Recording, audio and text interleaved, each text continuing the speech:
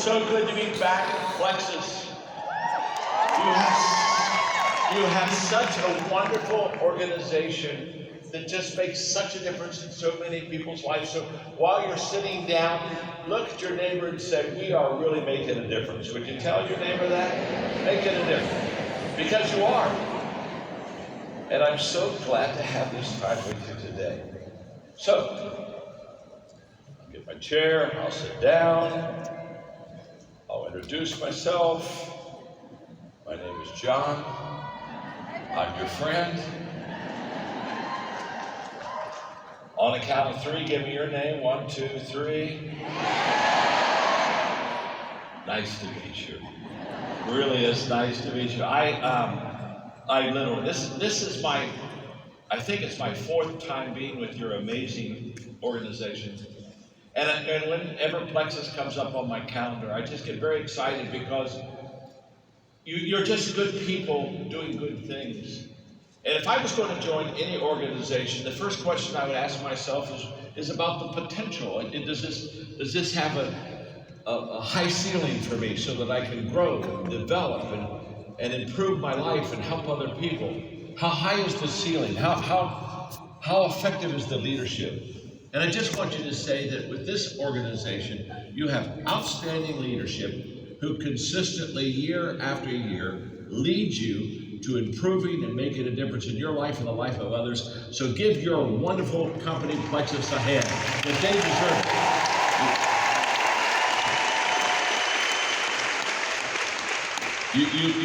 You just picked really, really well. You sure did. So, I don't have a lot of time, so let's get going. Are you ready to learn? Ready to grow and improve your life? And I know you're here to do that for yourself, but how many of you hope that the person sitting beside you gets a lot better, huh? Look at the person sitting beside you and say, please take notes. You need all the help you can get. Go ahead and tell them. Please, please. Oh my gosh. I want to talk to you about how to receive a return on failure. I've heard people talk about how do you get a return on your investment. I've heard people talk about how do I get a return on my time. But I've never had anybody walk into my life, and I'm kind of assuming you haven't either, and sit down with you and say, let me help you with failure. Let me help you to get a positive return out of a difficult time. Let me tell you how to handle the adversity in such a way that you not only come through it, but you come through it just in flying colors, that you just do better because you had something bitter happen to your life. So let me just make sure I'm talking to the right people. How many of you have failed at least one time in your life today? And look at the person you're sitting beside and say, you're going to mess up. Tell them that right now. You're going to mess up. In fact, look at him and say, I already have messed up. I'm sitting beside you. You see, life is challenging. And in fact, in your industry right now, you're just going through a very challenging uphill time. And it's okay. In fact, what's amazing about this is, with this type of teaching I'm going to give you, it's just going to help you do better at a difficult time and position yourself so that when this adversity and difficult time passes, you're going to just be already so far ahead of the game that you're just going to keep winning and you're going to keep doing well. So I am so excited about this lesson. And let me just tell you a story. When I was a young leader, I had a fear of failure. I really did. In fact, I had a mentor who one day we were talking, he said, John, let me ask you a question. It was a good question. It wasn't a great question, but it was a good one. It was the first step of helping me handle failure correctly. The question he asked me is, what would you attempt to do if you knew you wouldn't fail? Well, my answer was, if I knew I wouldn't fail, I would do a lot more things. If I knew that everybody was going to say yes to the product or the recruitment, I would just do it all the time. So I would certainly do more of what I should be doing if I knew I wasn't going to fail. Now, That was a good question because it got me started. It wasn't a great question because it's not realistic. Because you will fail. Not everybody says yes. So I'm going to give you a great question, okay? My mentor gave me a good one. I'm going to give you a great one. Now let me just say this. Greatness is not in a vacuum. Greatness comes out of several good things happening until it compounds to great. So the good question my mentor asked me got me to a great question I'm going to ask you. And here's the question. What would you attempt to do if you knew that you would fail, but it would make you a better person? What would you do if you knew that there were going to be times that you were going to have some losses and some misses, but you were going to get a positive return out of it? Now, I wrote a book several years ago called Failing Forward. And then I wrote a book called Sometimes You Win, Sometimes You Learn. And then I just finished the manuscript for the teaching I'm doing right now on how to get a return on failure. So this is my third book on failure. And I'm telling you that because I want you to know I'm an expert in this. In fact, when I wrote my first book, let me tell you a quick story. When I wrote my first book, Failing Forward, Margaret and I, by the way, this last week we celebrate our 54th wedding anniversary. 4 years. Wish you could see her. She's beautiful. Amazing. Wow. She loves to decorate homes. All of our life we've been in building programs. We buy a home and then I think, well, I got her a good home and this will be good. And then she says, oh, there's a couple, just a couple things I want to do with the home. I promise you, we're now in a remodeling project in South Florida where we lived, and it's been a year and 2 months. A year and 2 months. When Margaret goes to heaven, she's going to look at St. Peter and say, Pete, we like the mansion, it's nice. But Pete, honestly, if I could knock out that west wall right there, it's going to happen. They're going to kick her out of heaven because it's too expensive. So we were getting ready, this is several years ago, and we were getting ready to go on a cruise, and about 2 weeks before I looked at it and I saw that the cruise we were going on was a 2-week cruise, and we were just going to see the fjords of Norway. And it seemed a little long for a 2-week cruise. So I said, Margaret, it seems a little long, doesn't it? 2 weeks to see the fjords of Norway. Now, I'm a person of faith, not trying to mess you up, relax. I'm a person of faith that God created the heavens and earth in 6 days. And we're going to take 2 weeks to see the fjords of Norway. So we had a good conversation about it, and then we went on this amazing 2-week cruise. Anybody that doesn't believe in compromise has never been married very long, okay? It's just the way it works. But the deal was I would go on a 2-week cruise to see the fjords of Norway, and she would let me write a book so I could get something done. And so she said yes, and I write with a legal pad, 4-color pen, table just like this, a high chair like this. And so we got a suite right in the front. It was beautiful. It was all glass so we could see the fjords of Norway.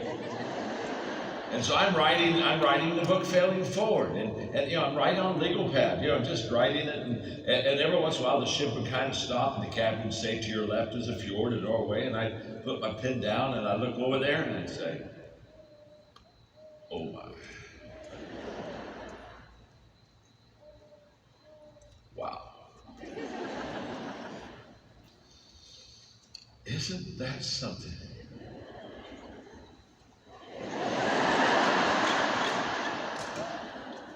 Go a little longer. Captain would say, to your right is a fjord, and I'd put down my pen, I'd look at that fjord, and I'd say, another fjord.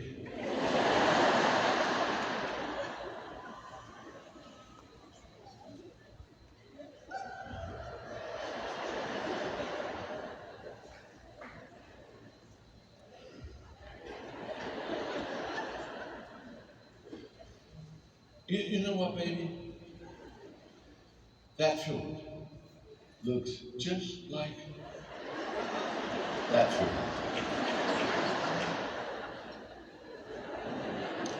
2-week vacation's over. Book is written. 212 pages on a legal pad, wrapped in a rubber band, and Margaret's walking off the ship. She's holding on to it, because this is precious. She's holding on to the manuscript. And about halfway off the ship, she turned around and said, "John, I love the book." I said, "Thanks." I said, "What do you love about the book?" She said, "You're so honest, you're so open. You just talk about your failures. The reader is going to be so encouraged seeing that you have messed up and yet you're successful. It's just a wonderful book." She said, "There's only one problem." I said, "What's the problem?" She said, "Honestly, John, you didn't get all your failures in the book." She said, "I see a series. Failure 101, 201, 301. She said, "It's in you. It's in you. You can get it out. You can get it out." And this one is really my third book on failure. So I'm really good at this. I'm really good at this. So let me help you real quick. Let's go. I'm going to give you, I don't know, maybe 5 or 6 ways to get a return on failure. Number 1 is you need to properly prepare your people for failure. You've got teams. And I think one of the errors that's made in direct marketing companies is they talk about success all the time, and they don't talk enough about their misses and their losses and their failures. And I think that we need to properly prepare the people on our team that, this is a great company, and man, Plexus does a lot of good things, but not everybody likes Plexus, and not everybody buys the product, not everybody gets recruited, and we need to help them have a healthy expectation that this is a business, and it's a great business, but it's not an easy business, and you got to work at it. You got to go uphill. It's not downhill. You don't coast to success. You intentionally move up to success. And the reason it's important to properly prepare your people is because they're going to mess up. And if all you talk about is how good you are and all your successes, when they mess up, they're going to say, "Oh my gosh, my leader, they're really good, and I just kind of got bad." And the first thing they're going to want to do is they're going to say, "Well, I don't think I'm cut out for this business. I don't think I'm very good at it." And they'll kind of want to pull away. And I just want to tell you that when I work with my teams, and I have 7 different companies, I talk about my failures all the time. I talk about my losses. I talk about the things I thought would work out, and they didn't work out. And why am I doing that? I'm doing that to help them understand that they're going to have some misses, and they're going to have some losses. And every day isn't going to be a great day. And I want them to know that so that when they don't have a great day, they don't kind of fall by the wayside and say, "Well, I guess I'm not cut out for this business." And by the way, when they leave your business and they leave your team, they don't come up and tell you, "I'm not any good at this." They just fade away. They don't show up at the meeting. You kind of look around after a few weeks and say, where did Jack go? Where did Susie go? Well, they quit. They're not going to call you. They're not going to tell you. But they messed up. They didn't have the success that you talked about. You see, if you talk about success all the time, it can have a negative effect, to be honest with you. If you really want to help and impact people's lives, you got to talk to them about your losses and your misses and the things that sometimes didn't turn out, so that when it doesn't turn out for them, they'll say, "Hey, I'm just like my leader." There's an identification, there's a connection. A long time ago, I determined I don't want fans, I want friends. If I want fans, I'll tell you how good I am. If I want friends, I'll tell you some of the most difficult times of my life. That's what draws people. That's what closes the back. You see, in the beginning, when people join your team, the fear of failure is at its highest that it'll ever be, because they've never done it before, so they're insecure. So you want to properly prepare your people on the front end, because when they join the team, they're looking and say, "Oh my gosh, I don't even know if I can do this." Well, the very fact I don't even know I can do this keeps that fear pretty high. So you need to let them know in the beginning that it's not always going to be success. And the possibility of failure is higher in the beginning because they haven't practiced. How do you get good? You practice. And when you practice, you get better. But until you really practice a lot, you're not that hot. In fact, I have a teaching that says, you're never good the first time. I love when people say, well, I've never done this before, so I'm really working on it because I want to really be good. I say, oh, relax. You won't be that good. Dear Lord, nobody's good the first time. Not too hot the second either. You see, it takes practice to get good. And so in the beginning, they haven't practiced, so they're not going to be that good. In the beginning, they have a higher fear of failure. In the beginning, they'll have a wrong response to failure because they've never seen you have a good response to failure. Now, I'm just saying to you that you want to, on the front end, just properly prepare your people for failure. Okay, that you got that one, okay? Let me give you the second one. What I'm giving you now is usually about a 4-hour lecture, and I'm giving it to you in about 48 minutes, but it's because you're smarter than the other companies I've talked to. Dear Lord, I spoke to a company the other day, and I said, this is going to be a 3-day seminar. So number 2, you've got to keep failure and success together. Now this is huge. Quit separating success and failure. I don't know why people do this, but they do it all the time.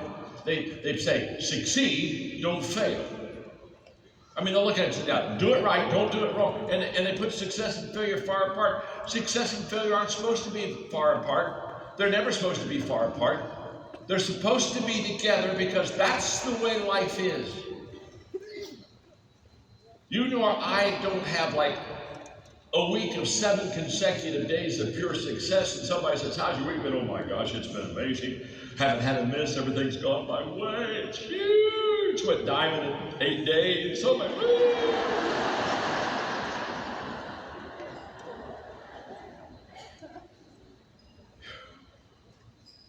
They don't need to join Plexus, they need to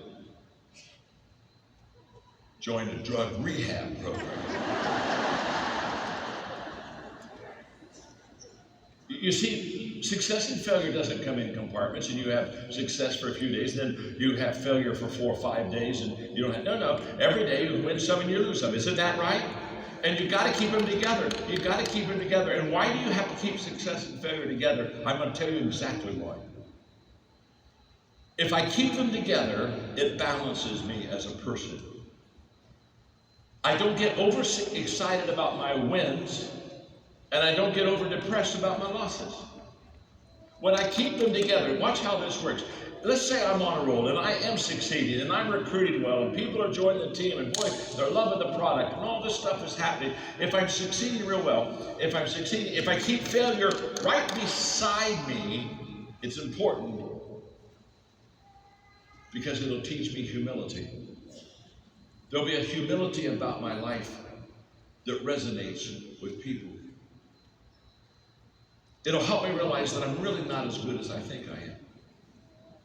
Now, when I'm failing and I'm messing up and nothing's going right, I mean, you've had those days before, nothing's going right. I need to keep success right beside my failure because it gives me resiliency.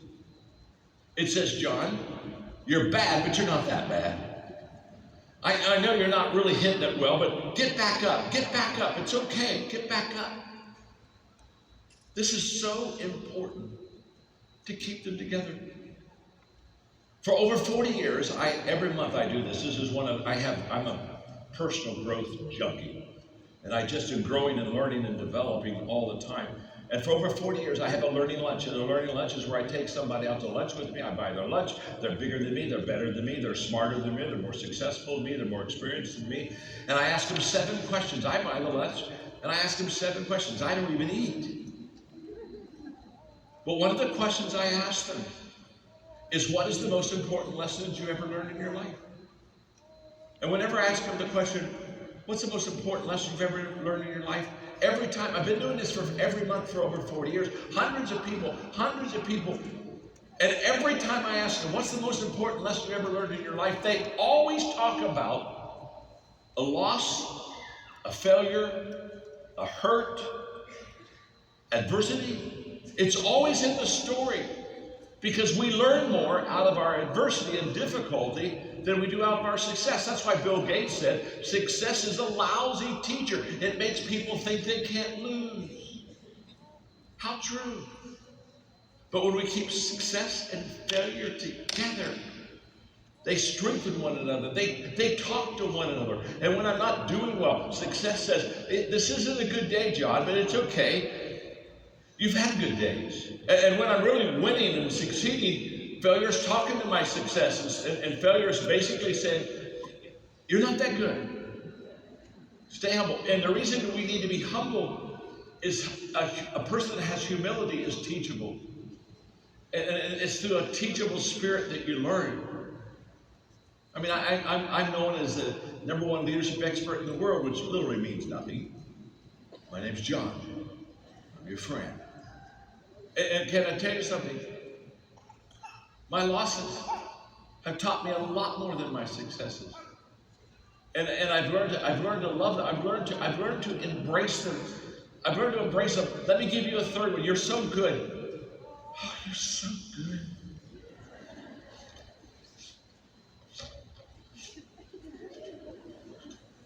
You're so good.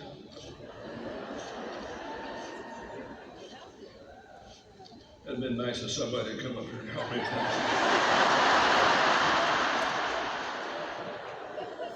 It's all right. No. It's okay. I'll do it. It's okay. My name's Sean. I'm your friend. Yeah. You're so good, I want to be a little closer to you. You follow me? I'm just sitting there and saying, why did they put me out on the back 40?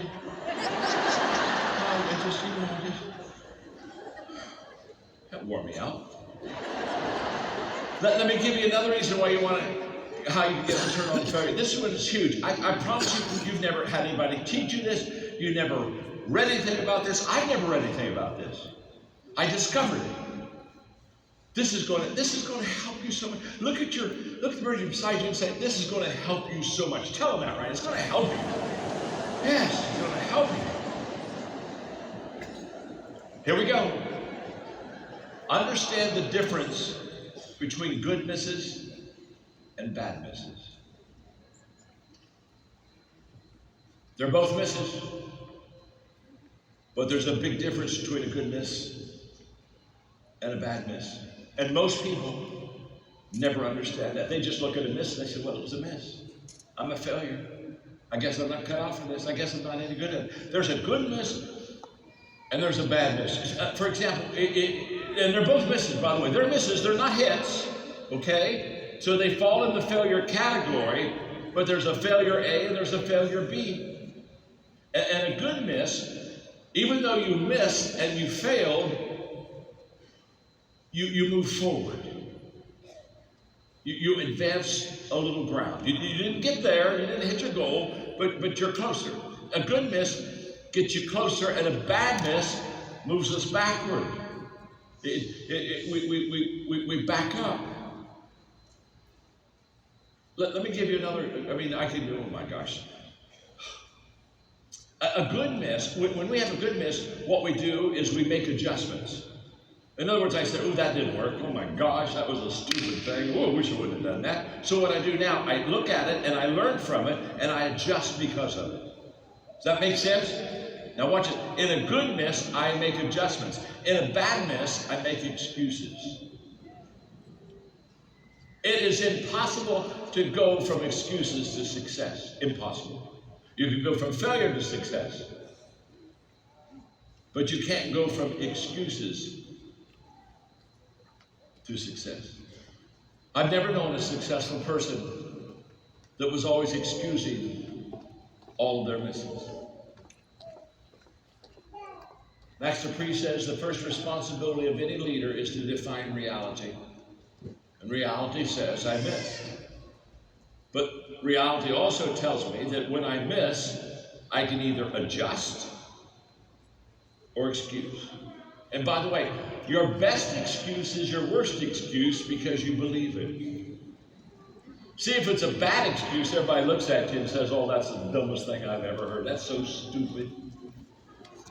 But when it's a good excuse, they say, oh, that makes sense. Oh, of course, that's why you didn't get up there. That's why you haven't been moving your company, your people, and your organization. Oh, yeah, that makes sense. It doesn't make sense at all. It's an excuse. A good miss is adjustments, and a bad miss is excuses. So I'm going to read something to you. I love this. I've had this with me for many, many years. It'll take me about 2 minutes to read it to you, but this will define a goodness and a badness better than I ever could if I taught for 2 hours. It's Portia Nelson's autobiography in 5 short chapters. You just sit back now and I'll read it to you. And after each chapter is like a sentence or two, so it's not long. After each chapter, ask yourself, was that a goodness or was that a badness? Because you've got to know the difference between the two. So here we go. Chapter 1. I walk down the street. There's a deep hole in the sidewalk. I fall in. I'm lost. I'm helpless. It isn't my fault. It takes forever to find a way out. Now, is that a goodness? Or is that a badness? How many of you think it's a goodness? Raise your hand. How many of you think it's a badness? Raise your hand. How many of you don't think? You don't have a clue. It's okay. We're just learning this. You've never had anybody teach you about a goodness and a badness, but in about a minute and a half, you're going to get it. You're going to understand what a goodness and a badness is. Now, let me just say this. I don't know whether it's a goodness or a badness yet. It was a miss. Walked down the street, deep hole, fell in, lost. Wasn't my fault. Took a long time. It was a miss. We got that down. But I don't know whether it was a goodness and badness, and let me tell you why. When you have your first failure, you don't know whether it's a goodness or a badness, because a goodness or a badness is determined by your response to the failure. That was so stinking good that I just gave you. Oh my gosh, I wish I was not speaking so I could take notes myself. That was so good. Did you get it? You don't know after you fail whether it's a goodness or a badness, but you know soon because your response to the miss determines whether it was a good one or a bad one. So in chapter 1, we're not sure. Let's go to chapter 2. Now, I'm not going to talk as much after each chapter now. Now that you understand it, you just kind of in your mind kind of figure it out. Chapter 2, I walk down the same street. There's a deep hole in the sidewalk. I pretend I don't see it. I fall in again. I can't believe I'm in the same place, but it isn't my fault. It still takes a long time to get out. Chapter 3. I walk down the same street. There's a deep hole in the sidewalk. I see that it is there. I still fall in. It's a habit. My eyes are open. I know where I am. It is my fault. I get out immediately. Chapter 4. I walk down the same street. There's a deep hole in the sidewalk. I walk around it. Chapter 5. I walk down another street.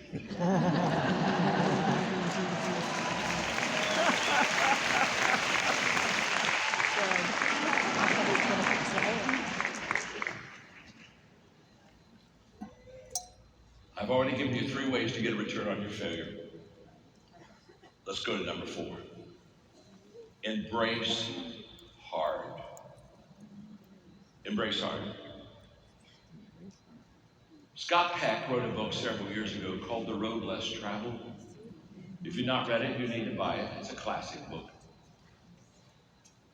And when you open up the first page, the first paragraph of this book, The Road Less Traveled, Scott Peck says, his first 3 words are, life is hard. It's hard.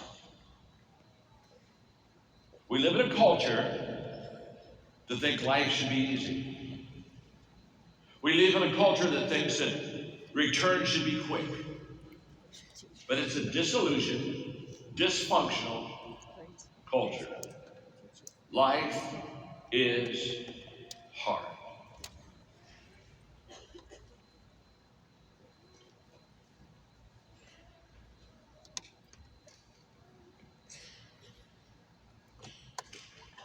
Everything worthwhile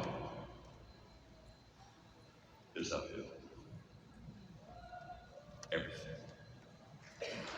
Everything worthwhile. It's all uphill. It's all uphill. You just clapped when you found out Margaret and I have been married for 54 years.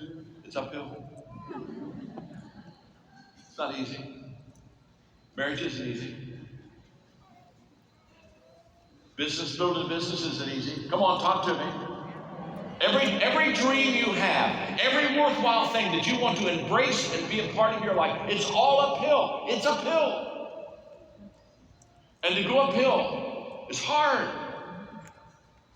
And you have to be intentional in going uphill. You don't accidentally go uphill. You've never read a book entitled Accidental Accomplishments. If somebody's successful and they're on the top of the mountain, and somebody says, how did you get to the top of the mountain? You've never heard a successful person, when you said, how did you get on top of the mountain, look at you and look at the mountain and say, oh my God.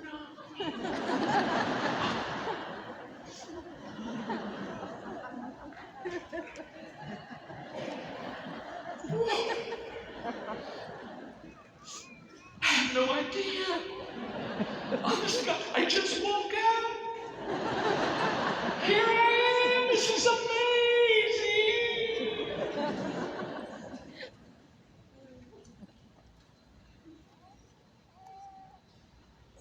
It's all uphill. I know Plexus is a terrific company, but it's uphill all the way. It's uphill. There's people that are diamonds. They know all uphill. It's all uphill. It's all uphill. It's not like some uphill, some downhill. No, it's uphill. And here's the problem. Here's the problem. Watch this. Here's the problem.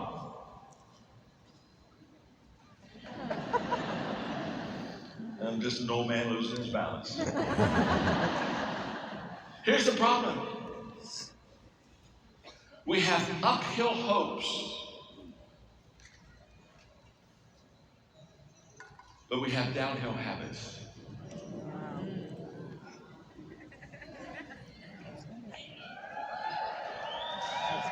You can't go uphill with downhill habits.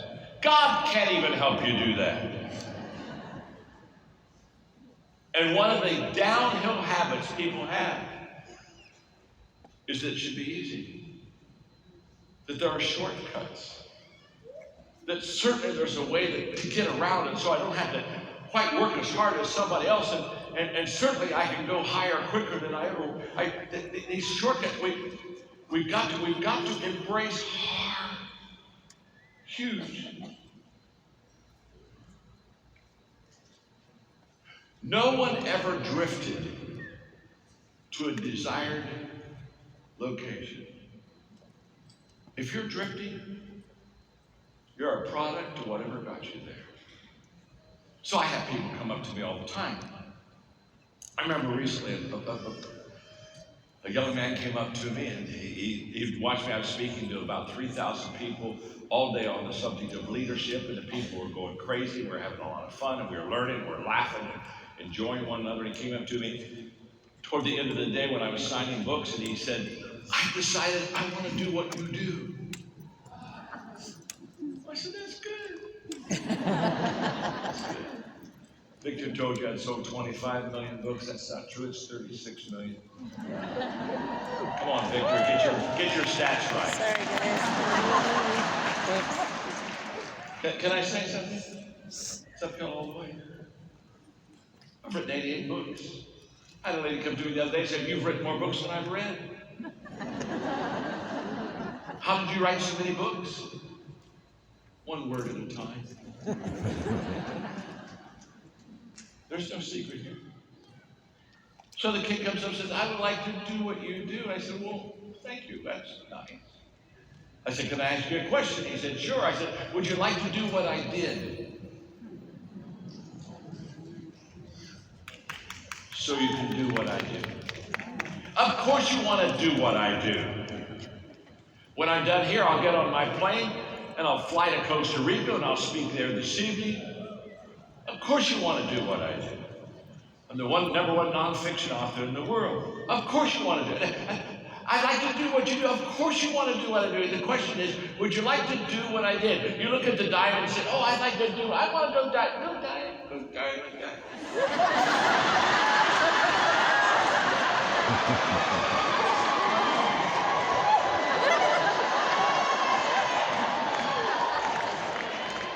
course you look at a diamond. I'd like to do what you do. Of course you'd like to do what they do. They do diamond. It's an IQ test. Would you like to do what they did? See, the problem is that the do, everybody wants to do the do, but nobody wants to do the did. And the did is what enables you to do the do.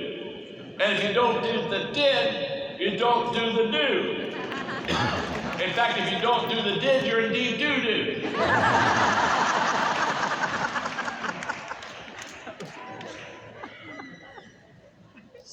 Everything was wild. It's uphill, embrace hard. Oh gosh, you're so good. You are so good. Number five. Number five. I don't know if I have time for this. Oh my God. Well, that's okay. They have a clock. And that thing will not stop. I remember the last time I was here, they had a clock. In my contract, next time, no clock.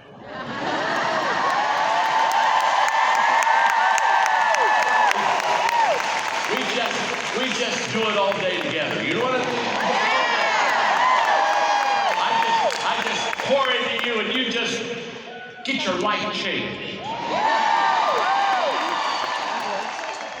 So, I got time for maybe one more, maybe two. We'll see. Here's what I want to give you. Here, okay, this is number, I don't know what it is now. Number five. It's number five. That's what I thought. Number five. You need to develop a process to get a return on failure.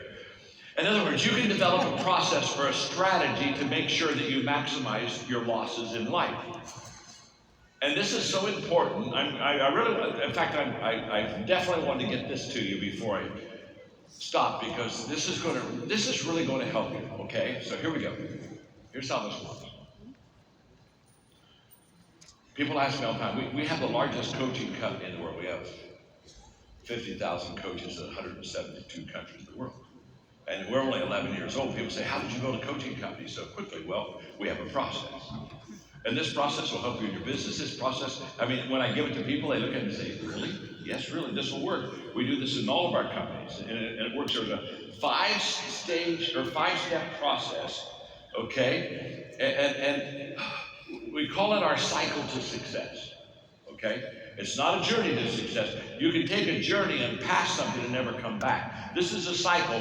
So what I'm going to give you, the five things I'm going to give you are continually repeated. Here we go. This is the cycle to success. Here's what we do. The first thing we do in our cycle is we test. We test all the time. There's never a week in our company that we don't try something we've never tried before. Now, when you test a lot, you automatically go to the second part of the cycle. If you test a lot, guess what you do? You fail a lot. So with the testing comes a lot of failing. So we test more than other companies. That's why we're successful. And we fail more than other companies. That's why we're successful. We're experts in failing. We have a lot of misses. We have a lot of losses. We test a lot and we fail a lot. If you test 10 times, you may fail 7 or 8. But if you test 100 times, you'll fail 70 or 80. So we test a lot and we fail a lot. Now, why are we out there testing? Well, we're out there testing because we're trying to discover things that we have never done that could really help us be successful. And so, but in the testing, we have the failing. And what's the value? What's the value of failing? The value of failure is learning, which is the third stage. We learn a lot. We test a lot. We fail a lot. And we learn a lot. And when I say we learn a lot more than other people. And the reason we learn fast, because we test fast and we fail fast. So while other people are kind of saying, I wonder if that would work or not, they can just come to us, we can tell them. Because we're already out there. We're testing a lot, we're failing a lot, and we're learning a lot. See, so learning is the fruit of failure. By the way, when you fail, we're talking about how to get a return on failure. When you fail, you have two responses. Most people when they fail, they leave that failure. They get rid of it. They say, oh my gosh, I didn't even do that. And they leave the scene. You know what I'm saying? They leave the scene. I got to get away from that failure. Oh, wasn't me. And off we go. Now, if you leave your failure, you'll repeat it. That repetition of failure is because a person never learned. You can leave it or learn from it. If you leave it, you repeat it. If you learn it, you're going to fail some more, but you won't repeat that one. So we test, we fail, we learn. And what's the value and the fruit of learning? The value and the fruit of learning is improvement. We improve a lot. We don't learn just because we want to know something. We learn so we can do something. We can do something different. We can do something better. So there's improvement. There's action with our learning. So the fruit of learning is improving. And the fruit of failure is learning. And the fruit of testing is failure. So you can see how this fits. So we test and we fail, we learn and we improve, and then we get to the fifth stage, we re-enter. We get right back in. And we do this all very quickly. We test, fail, learn, improve, re-enter. Test, fail, learn, improve, re-enter. Test, fail, learn, improve, re-enter. And we continually do that process. Now, what I want you to do is I want you to look up at me for a moment, because I don't want you to miss what happens, because here's the reason we do the cycle of success all the time. So just take a moment and just watch me here, because this is what we do all the time. It's a cycle. We test, fail, learn, improve, re-enter. Test, fail, learn, improve, re-enter. Test, fail, learn, improve, re-enter.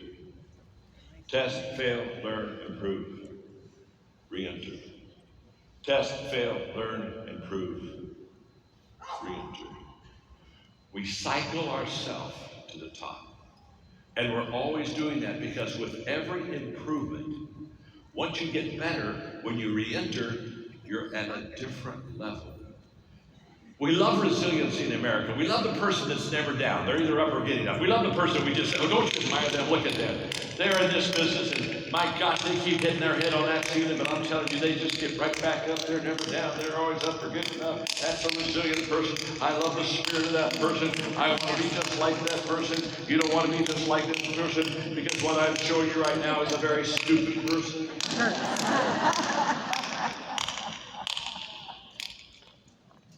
If you keep hitting your head, stay down. Take a pill. Relax. You don't re-enter until you improve. You see, when we re-enter, but nothing has changed in a positive way to us, we don't get better, we just get headaches. That's the cycle of success.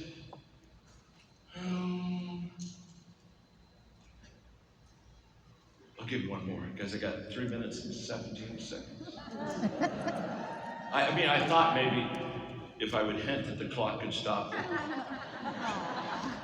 the clock could stop, but it's going to take a greater leader than me to do that.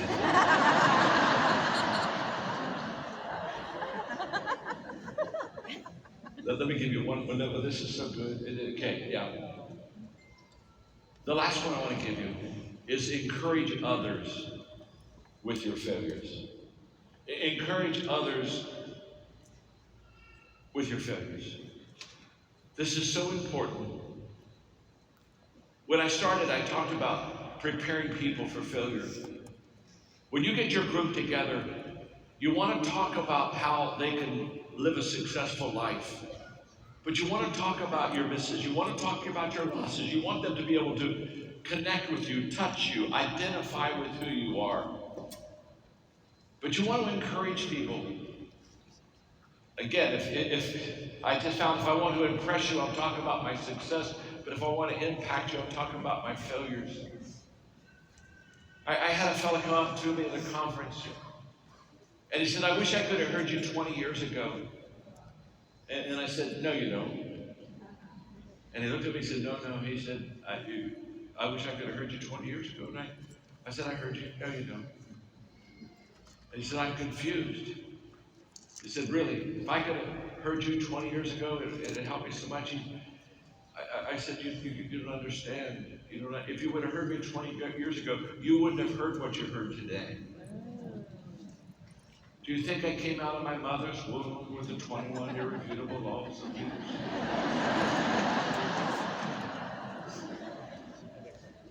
I just wrote a book. It was number 3 all across the country for the last month. It's called The 16 Laws of Communication. You want to get that book. If you don't have that book, just don't listen to another thing I say. Just absolutely 16 Laws of Communication, because the most important gift that you can have in this business is the ability to communicate, because you're communicating vision, you're communicating direction, you're communicating team, you are communicating all that. Warren Buffett, the great financial guru, said the most important gift that you can have, the most important skill that you can develop is the development of communication. And I've been a communicator for a long time, and I put together the 16 laws of communication. I wish I had time to give you a couple of those laws this morning, but here's what I want you to understand. When I started off as a communicator, I wasn't any good. I'm not trying to be modest. I wasn't any good. In fact, I was engaged to Margaret. And when she heard me speak the first time, she said, "I love you." I said, "How'd I do?" She said, "I love you, John." She said, "Thank you, baby. Thank you." How was I? Oh, I really love you. It was that third "I love you" when I realized I wasn't any good. And I wasn't any good. In fact, you know what? If I had a genie wish, if you got a genie, it really pops out and you get a wish. Do you know my genie wish would be? This is so true. My wish would be very simple. If I could have a genie wish, I just wish you could see me when I started, because I wasn't good. You see, you're seeing me after doing leadership for 50 years. You're seeing the end product. You ought to have seen me. If you would have seen me in the beginning, you would all be so greatly encouraged. You wouldn't. You'd look and say, "Oh my gosh, he's terrible. He's not any good." That's why I go around encouraging people. You don't always hit it. You're going to have losses. You're going to have failures. I still have them. I still have misses, but it's okay. It's okay, because now I keep them together and I get a return out of them. And what I wish for every one of you today is for you to take this teaching, go over it again and again, and begin to get a return out of your failures. I will promise you, it'll make you a better person. It'll make you a better member of this company. And it'll take you to places where you just wouldn't imagine it. And someday you'll look at people and say, "I wasn't very good at the beginning, but now look where I am." And remember this, my name is John. I'm your friend. Thank you very much.